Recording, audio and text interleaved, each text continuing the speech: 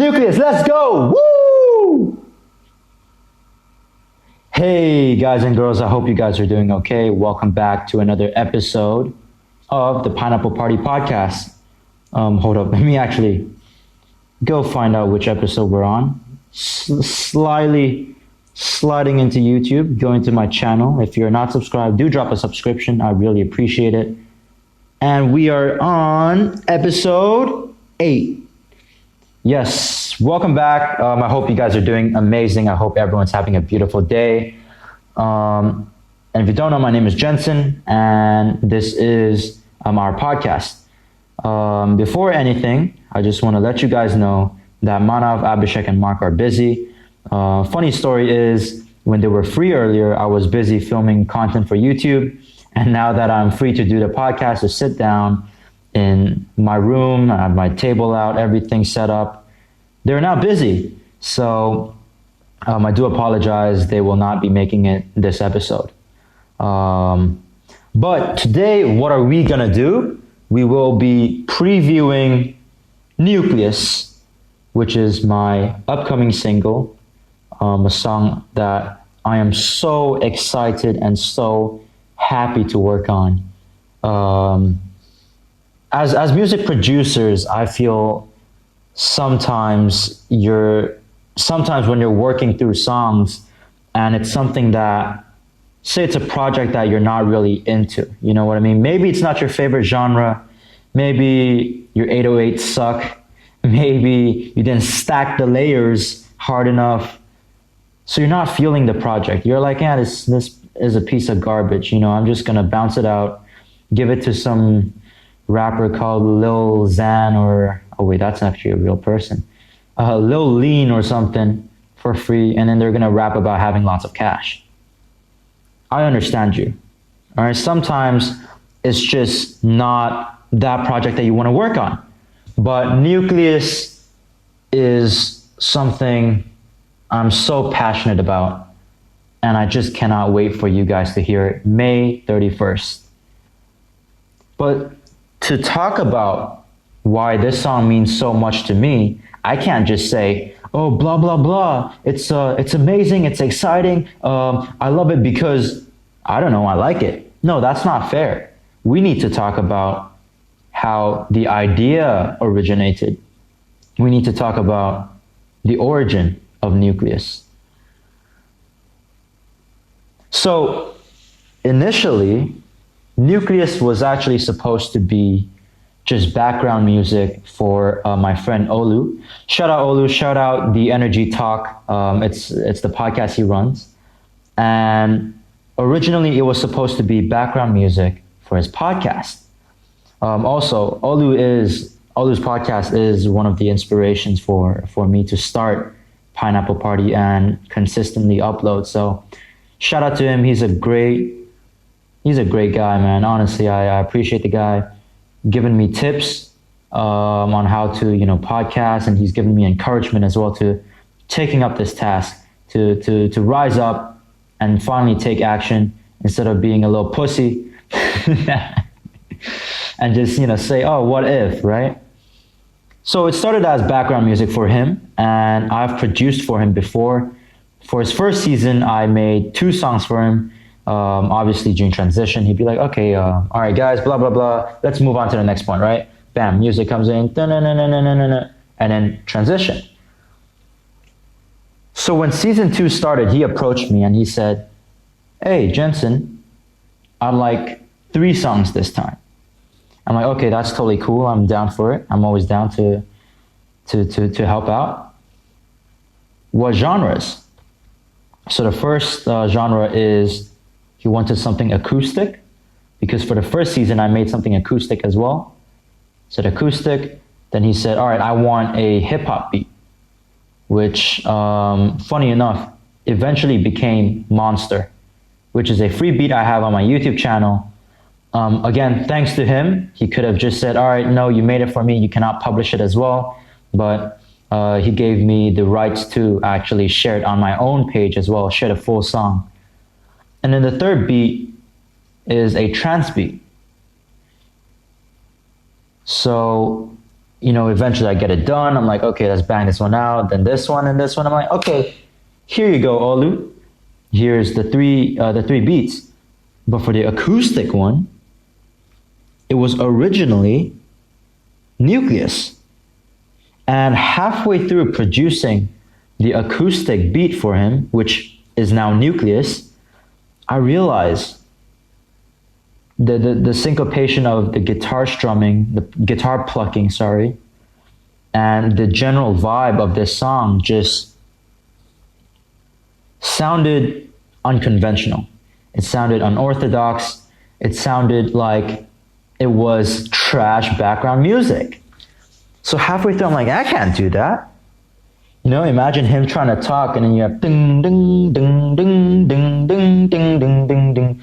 It's all interrupting and everything. So I'm like, why don't I stop this project right now and make a new project, something a lot more conventional, something a lot more, I guess, easy to digest and easy to play in the background when you're supposed to focus on what he's saying, because it's his podcast.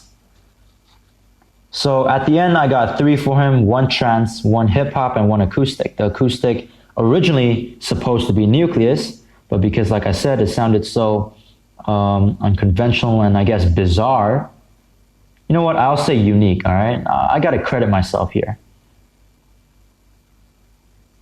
I decided to make another one. So that's the total 3. And after that, I just kind of stopped. Days passed by. I still, how's the podcast doing? Everything. And then that was when I started working on a lot of hip hop beats, free hip hop beats. The typical, if you use it, just credit me, blah, blah, blah. Very simple, very easy. But then eventually I went back to Nucleus. And this was during, I was working on Nucleus when I was already working on Caballo Rojo. When I was finishing up Caballo Rojo, I was already working on Nucleus. So I started finishing up Caballo Rojo around January to Feb, because I uploaded the song March 14th. So I started about then. And as of right now, I've clocked in 80 hours of production on Nucleus. So this song means a lot to me. And I hope that when I release it, it means a lot to you too. But initially, I intended to only have verse 1, bridge, and verse 2, right? Why sing a lot when your voice is not that good? But I guess the idea behind Nucleus, and listen, I will get to this in a second, pushed me to write a second part, which is verse 3, verse 4, and verse 5, or outro. Okay? So let's talk about the meaning of Nucleus. Obviously, we know that the nucleus in biology is a specialized structure occurring in most cells and separated from the rest of the cell by a double layer. All right, this is the nuclear membrane. Totally not reading off of biology.com right now. But the nucleus controls and regulates the activities of the cells and carries the genes, so carries genetic information. And nucleus in a more general definition. The more general definition would be, it is the central and most important part of any object, forming the basis of its activity and growth. So I took that and I distorted it to represent ego. It is also symbolic of how Macbeth-like someone can be. In this case, I'm obviously describing me. It is about, obviously, nucleus representing center. I use that same imagery to represent ego, to represent how self-centered and how arrogant someone could be. You know, they think they're the best. They think they are the center of every group.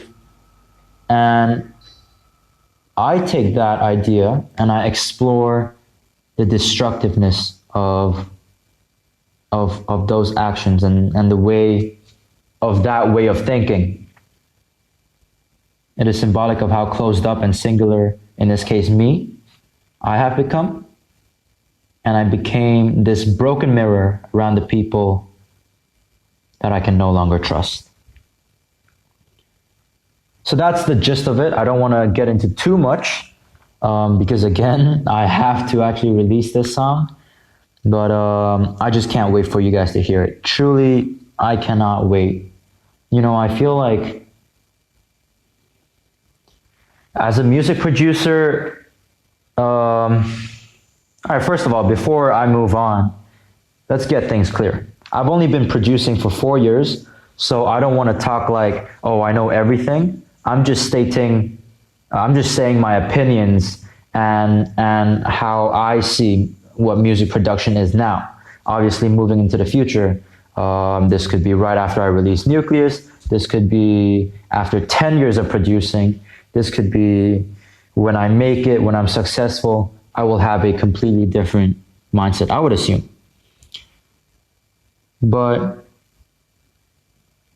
as a music producer, it's like I feel like for me, I don't want to get stuck in only producing music, especially with the rise of beat makers right now. Shout out again, if you're someone who works hard, I know there's a lot of people out there making like 3-4 beats a day. I know Cash Money AP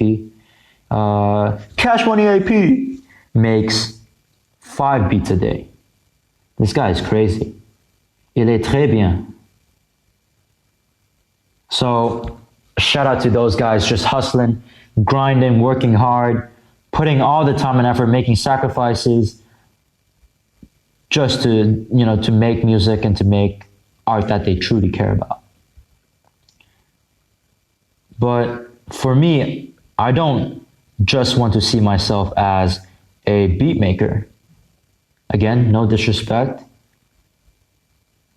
Because my mindset is we have a very short time on this earth, right? And it's our duty, I think, to live as full of a life as you can, which is one of the reasons I started this podcast. It's because to push myself out there to say, hey, Jensen, maybe you're scared. Maybe there's going to be people criticizing you, you know, or trying to be funny, or they just feel insecure about themselves. They see, oh, someone is speaking their mind. Let me go type in the YouTube comments, oh, I hate you. Maybe that's the case. But I think it is truly important, and I know this for a fact, that we live our life to the fullest. So for me, my mindset is not just, okay, how many beats can I make, right? I'm thinking of bigger. I'm thinking, why don't I start singing? I'm thinking, well, if I can sing, if I have a voice to speak with, then I can rap, right? Of course, it's not that easy, okay? I know you need beats and you need to have rhythm. You know, it's not just le bon ou, le bon yeah, le bon ou. It's not that just 20 times over and over again. But why not do singing and rapping, right? And then why not, instead of just being a beat maker, let's become an artist overall. Let's do it so we can produce our own beats, produce our own music, and then record our own vocals, whether it be rap or or singing or whatever. Why not? Why not direct and film our own music video too, which is what I will be doing for Nucleus. Again, I'm super hyped. I'll be doing this. I'll be planning and filming the video 1 week after the audio version is released. But why not do that? You know what I mean? We're not here just to pass time. Okay, we're not here just to pass time. We're here to make a difference. And the people who think they can make a difference in this world are the ones that are crazy enough to actually take it into action, to actually make their dreams a reality. And as long as you can see it, you can do it. You know what I mean? So I can see that I can film this music video. I know how to edit videos. Surely, you know, my videos are simple automations of color change and you know, do that over and over again, just keep it automating. But then I know I can do it and I don't have the skill yet. So what do? We learn, that's it. So that's my mindset. Right? This is why I'm so excited to do Nucleus, because if I haven't been so obnoxious to remind you guys that there are vocals in this, like forever already, I'm super excited because there are vocals in this.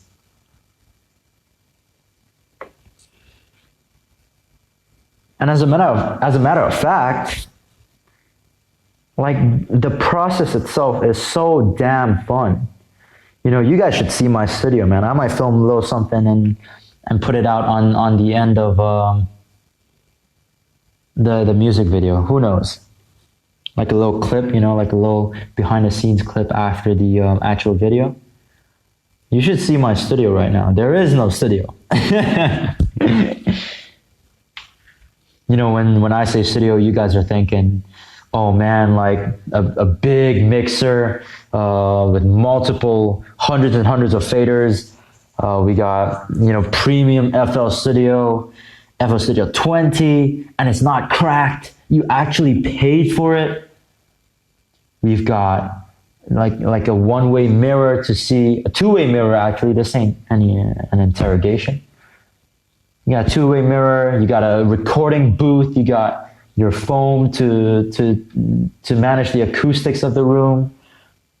No, I'm talking about, I got 3 chairs. I got my 7-8-year-old, no, not my 7-8-year-old, I don't have a kid. My 7 or 8-year-old Samsung tablet and my phone. And this crappy earphone that I'm using to record this podcast right now. But I appreciate it. I find it funny. I find it amusing. I'm like, damn, dude. Welcome to my studio. Hey, what's that? What's that YouTube channel? Don't they do like house tours or like 90 questions? Oh, guys, come on in.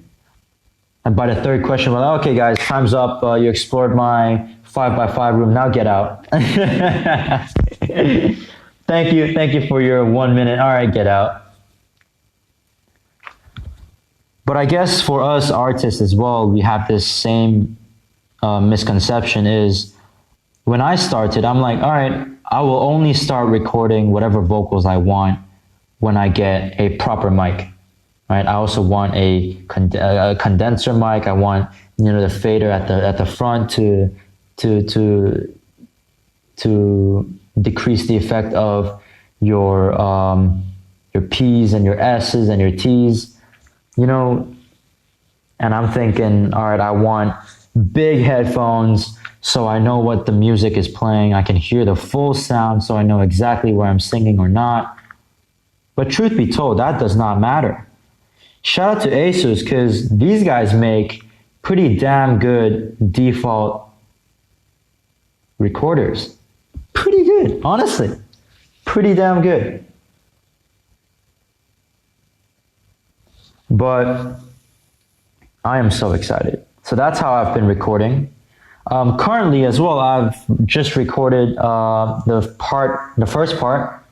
First part, of course, comprising of verse 1, bridge, and verse 2. So I'm currently recording those lines, and they sound pretty amazing. I'm actually truly surprised.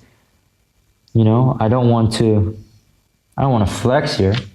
And that's the whole point of the song. It's not about, it's to not flex. It's observing the consequences of having an inflated ego. So I'm not a hypocrite, relax. I'm just joking here. But it sounds actually pretty amazing. I'm truly impressed. So, again, I'm currently recording verse 1, the bridge, and verse 2. And again, the release date is 31st May. As the time of this recording, it is the 15th of May. So I have about 16 days left. Of course, with the last week, I want to focus fully on mastering. And before that, mixing, of course. So, truth be told, I really don't have any more time. I should be diving headfirst into production right now. But that's one of the reasons I'm feeling a little bit off, like this entire week. Maybe I'm putting too much pressure, I don't know, but I feel like even as I speak right now, I feel like I'm not as fluent. I feel like I'm overthinking what I want to say. And I feel a little bit anxious, like, am I gonna make it on time? I feel what an athlete would feel as they become exhausted, right? Am I gonna hold out? Am I actually gonna make it? Or am I gonna be too late and this special day is gonna be ruined and I'm gonna be forced to push back the release date again, just like I did with Caballo Rojo? I wasn't happy with that, the truth be told. So, I don't know. I'm feeling a little bit anxious, guys. But no, be confident. Come on, King. Have heart, face fear, conquer challenges. Yeah, I'm gonna just keep working on the music, keep up with the composition, keep recording the vocals, and eventually we're gonna make it on time for me to mix. Eventually we're gonna be on time to master. And right before the door slams shut, we're gonna dolphin dive through the tiny little opening left. And we're gonna make it. And we're gonna release this song. And it's gonna be amazing. So the video actually is inspired by Vance Joy's Riptide. If you don't know, it goes something like this. Hold up, did I actually just forget the lyrics? Hold up. All right. I was scared of dentists. Yeah, you know what? Jesus Christ. Oh, sorry, wait. Oh, something went into my eye. Is my disappointment. I'm seeing it now. No, sorry, that key is way too high for me. I was scared of dentists and the dark. Now, oh my God. Hold on, guys. We have a little bit of vocal issues here. All right, you know what? I'm not going to sing it, okay? Good Christ. I'm going to have to auto-tune myself now. And throw a lot of vocal decks, a lot of reverb to cover up all those imperfections. But, again, my boys, my girls, act like that did not happen, okay? What am I doing? Okay, so, but you get the gist of it. The video plan is to film line by line, right? So the first line goes like, "This is my home, I hope you feel welcome."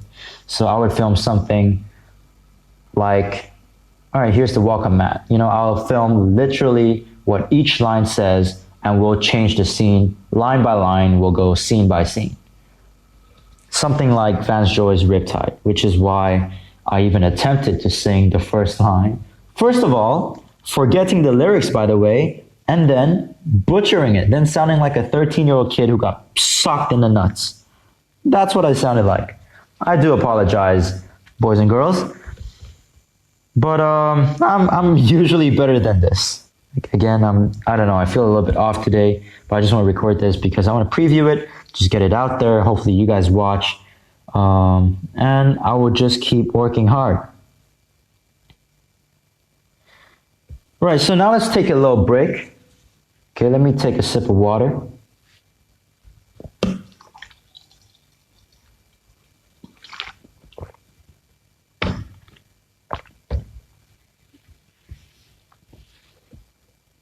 What's up, baby? Looking beautiful, baby. Oh, wait. Who was that? Someone stole my mic. Sorry, guys. I'm back. Anyways, let's talk about UFC 249 and UFC Jacksonville. Again, the last episode 7, was all about previewing UFC 249. So if you haven't, go check it out.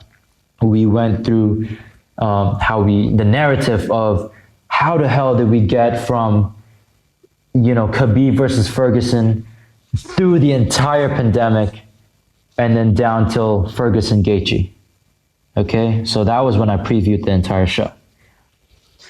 Now, UFC 249 was damn heartbreaking, man. It was mind-blowing. It was so, like, all the fights were great fights. And off the top of my head, let's go through some of the more important events. Did you guys see what Nico Price looked like? Nico Price looked like he grew a second lip on his right eye. That man is a savage. Vicente Luque gave him a beating. I'm talking about when you stay late at night as a kid past your curfew and your father brings out the belt beating. The guy grew a second lip on his eye, dude. And at the end, he's still so full of energy, so exuberant, and so, exciting and wild. I mean, this guy is a true savage. And I haven't watched his fights before. As a matter of fact, I actually missed the prelims. I do apologize again to the real UFC fans. Well, actually, nah. Screw it. I'm not sorry.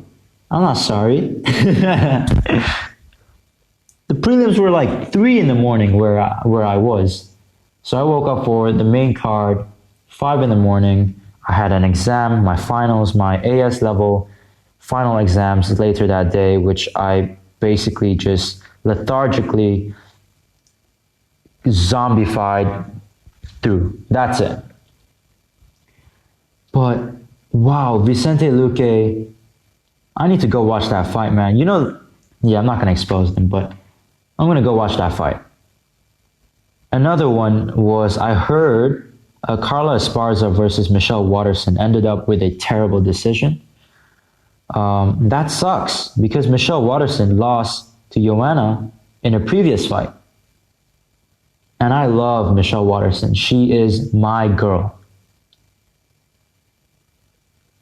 And like I said in the preview I did, I feel like she's the Donald Cerrone of,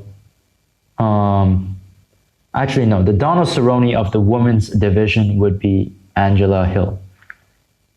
But in terms of, when I compared her with Donald Cerrone, I meant the fact that she was such a fan favorite and the fact that she was she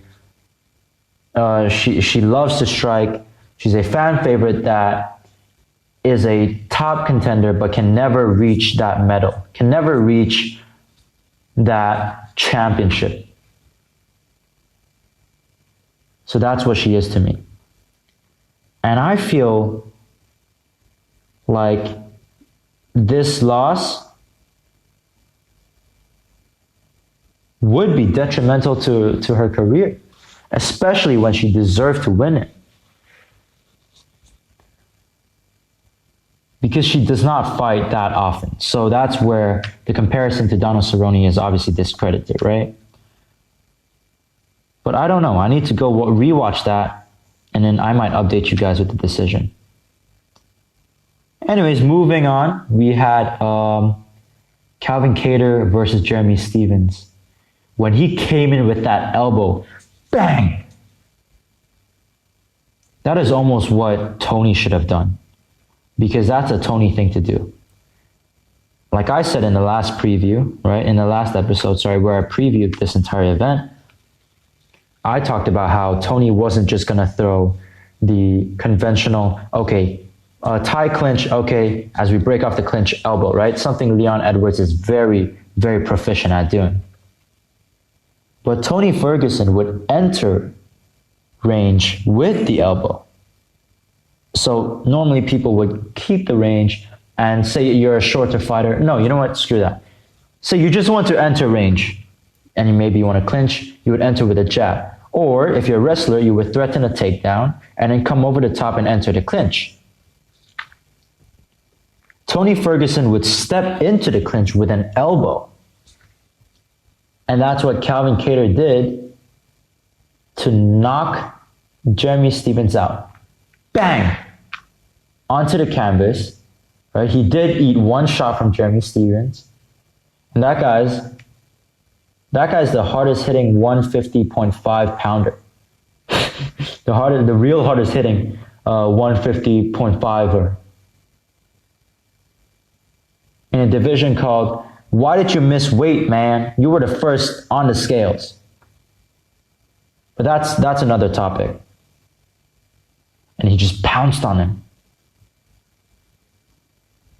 And then boom, hit him with another elbow, I believe. Left elbow, if I remember. It was phenomenal.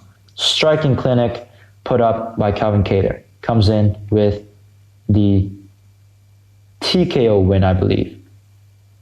Next up, we have everyone's favorite referee, Keith Peterson. Keith Peterson, a little bit drunk. But I agree with that stoppage. First of all, I fully agree with the stoppage. If you saw that knee by Cejudo, that right knee, because he knew he was ducking his head, right? When he feinted a few shots, well, first of all, just normal head movement.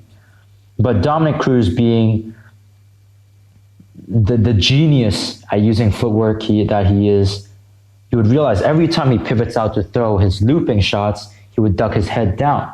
So if he's throwing a left overhand, he would duck his head to the right. If he's throwing a right, he would duck his head down to the left, following the direction of his fist. So Cejudo was like, all right. First of all, he kissed his Olympic gold medal, and he's like, Triple C! And he realized that every time Dom threw a shot, he would duck his head down. So he timed the knee, and by the way, it is not meant to be a kick because he never extended his foot beyond the knee. He kept it tucked in with his feet pointing down like what you would do in a knee. So he threw the right knee up, Dominic throws a shot, bends right down, face plants into the knee, boom, and leans back. And by the way, if you guys haven't, go check out Keith Peterson on Twitter because he took an image. I don't know if it's the real Keith Peterson because some people are saying he is, and a lot of people are saying it's just a meme account. And you could see Dom like stiff, falling back onto the canvas, stiff. Bang, and the screenshot was there. But with what Dom said, I really don't know. I don't buy that Keith Peterson went out, had a drink with the boys, because obviously it's Corona season. No one's going out. But he could have meant he stayed in the hotel and had a couple of drinks and had a couple of smokes. I don't think that's true as well. I mean, Keith Peterson has been reffing for a really long time, and everyone has always praised him for being a top quality ref. So why all of a sudden, right, in this time where, as a matter of fact, there's no fans as well, right? UFC 249 being the first official sports event back, so you know everyone's got their eyes on this event.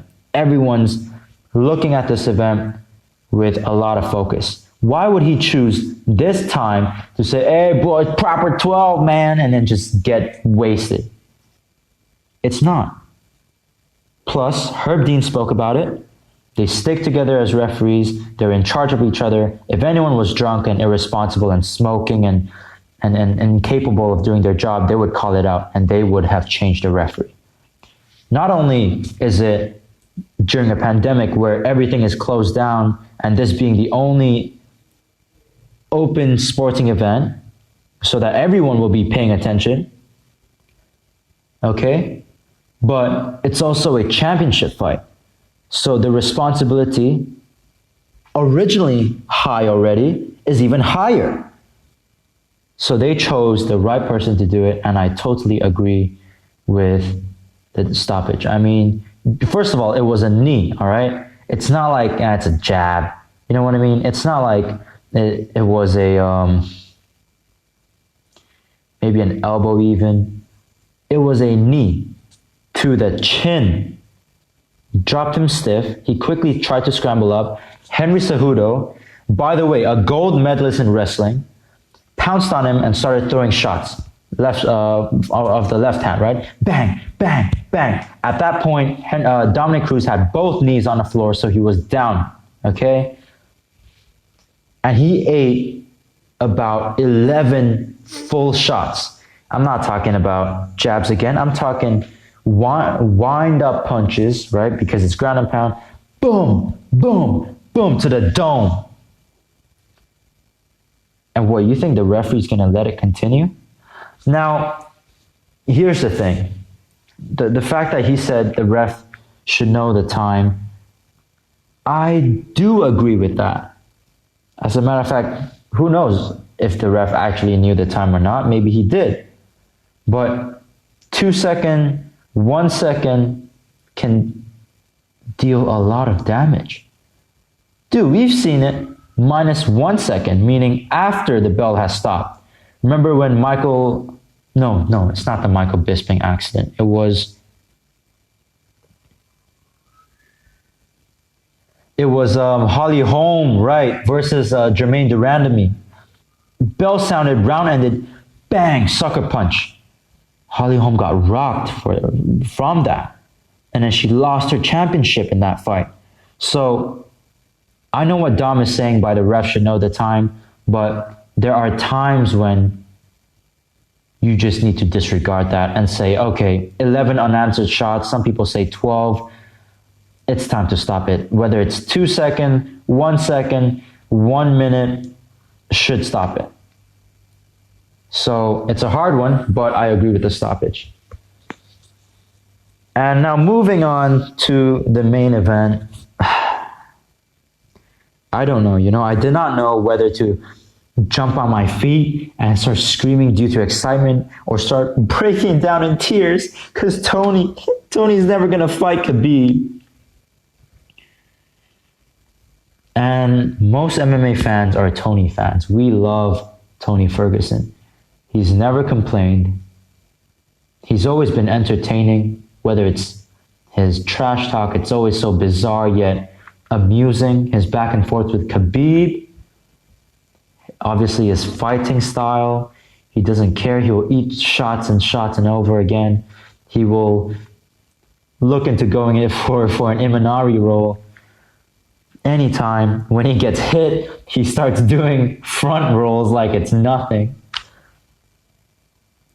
We love Tony, man. Tony is a household name in the UFC, and I would say in MMA.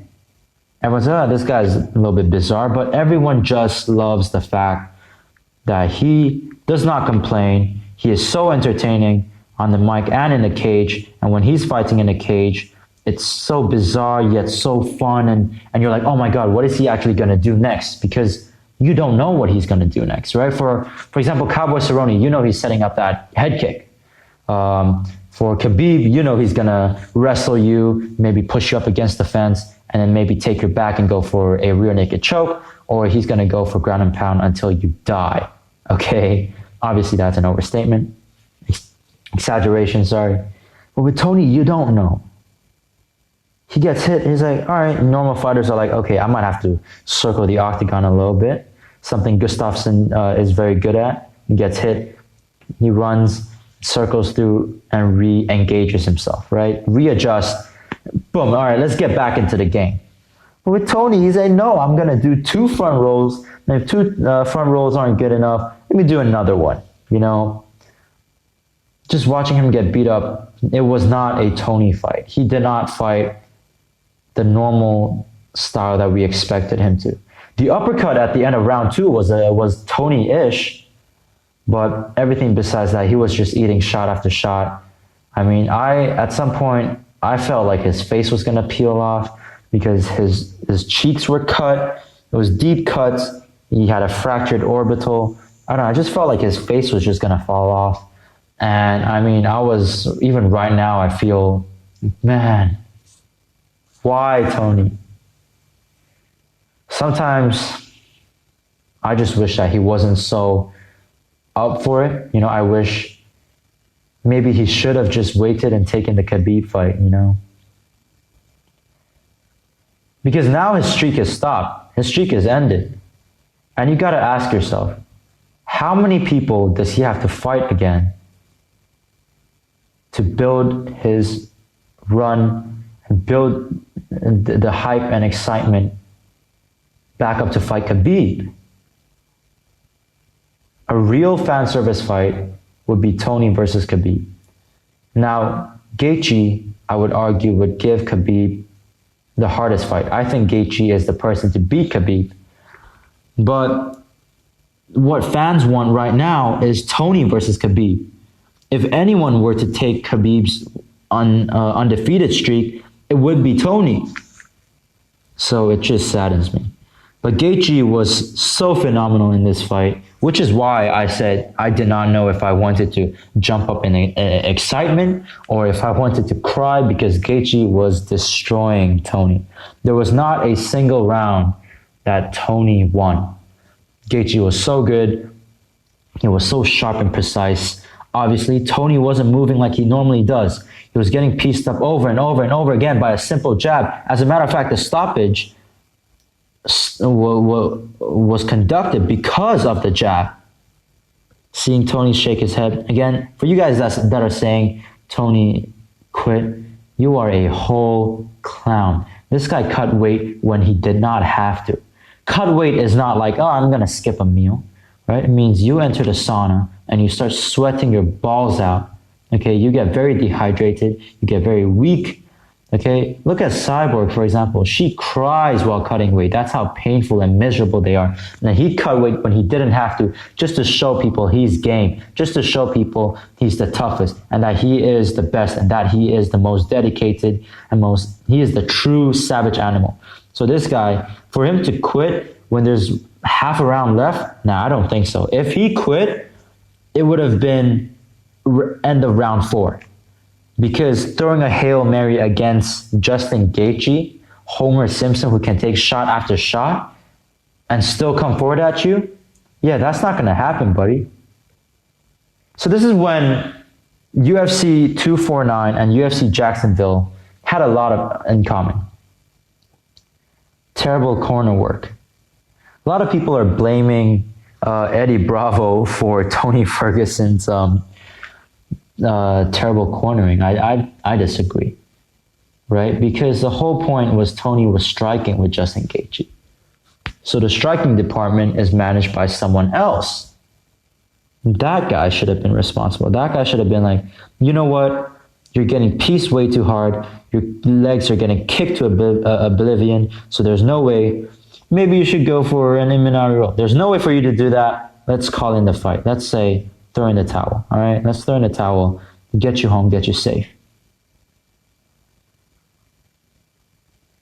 As a matter of fact, Eddie Bravo telling Tony Ferguson at the end of like round 3 or round 4, hey man, you should look into throwing an Imanari roll. When his legs are kicked out, okay?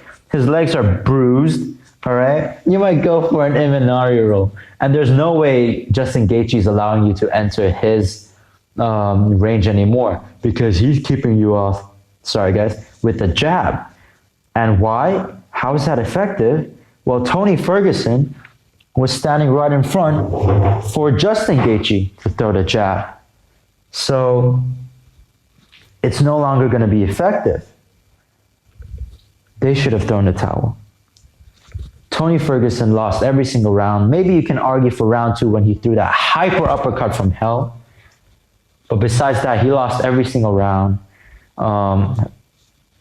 and it's a 5-round fight. If you already lost 3 rounds, you should have considered throwing into the towel, because Tony Ferguson doesn't quit. Let him go one more round, right? Round 4, but round 4, and he still can't get anything back.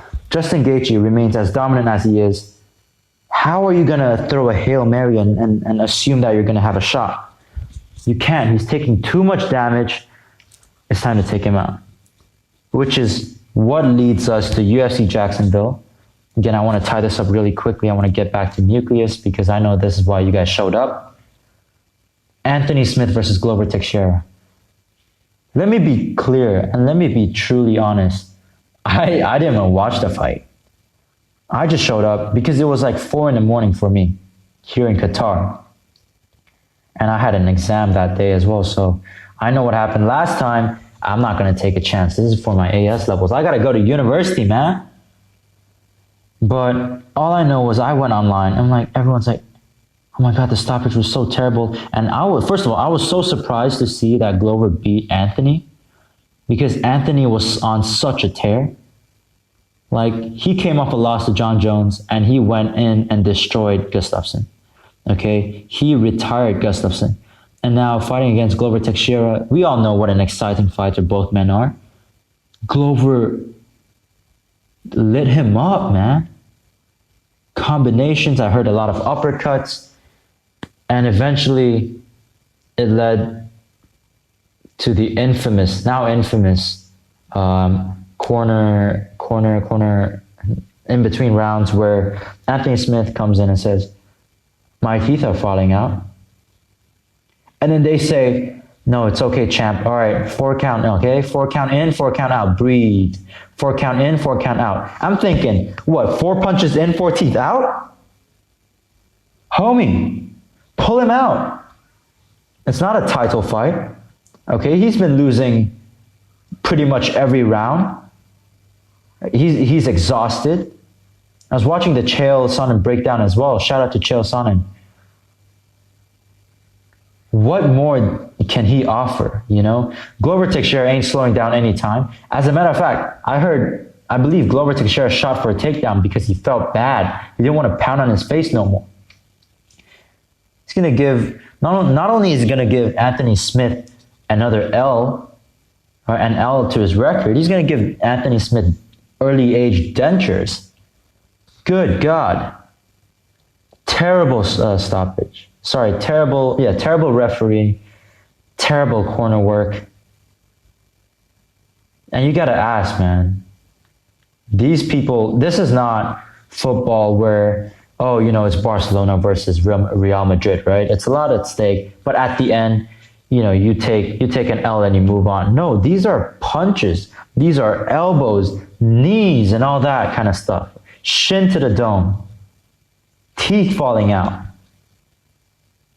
Corner should have done a way better job, and that's all I'm saying. So that's it for me regarding UFC Jacksonville. I did not watch the card. I do apologize. I hope you guys did enjoy the card, though. But back to Nucleus. Yes, I am so excited, you guys. I feel like for some reason I will cry when I release the song eventually. Like, I'm just so happy that I'm finally taking a big step in my career. And I've been making sure I'm putting myself out there as much as I can. But this one, I'm just so damn happy. Again, Nucleus is an indie folk kind of song with electronic elements. I've been listening to I've always been listening to a lot of Eden, but right now I've been listening to a lot of Novo Amor, Anchor, beautiful, beautiful song. Vancouver Sleep Clinic with Someone to Stay. So folk music is really influential to me right now.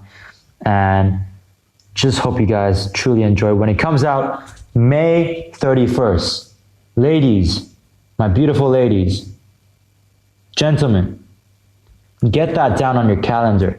31st of May, coming out, Nucleus. It's going to be so exciting. It's going to be amazing. The vocals are going to be fun. It'll be fine. The instrumental is going to be fun and amazing and so soothing.